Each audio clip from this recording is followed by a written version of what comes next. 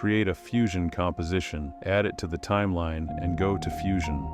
Add media file and connect it to a merge node.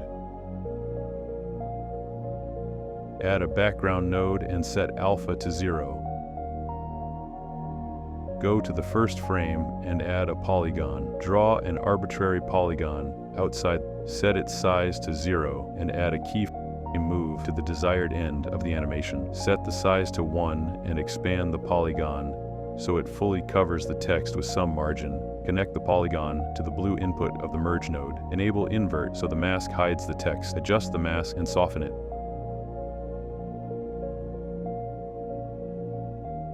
Add Penitter and Prender nodes. In Prender, switch the mode to 2D. In Penitter, set particle parameters, quantity and lifetime in frames. Set the particle color to match the object. Go to Region and set Bitmap. Go to Style, set the style to Blob, and set the particle size. You can also make particles change size. Connect everything to the merge node. Add a turbulence node to Penitter and adjust particle spread direction. Connect Prender back to the same merge. Another merge node will appear. Connect it to media out. Done.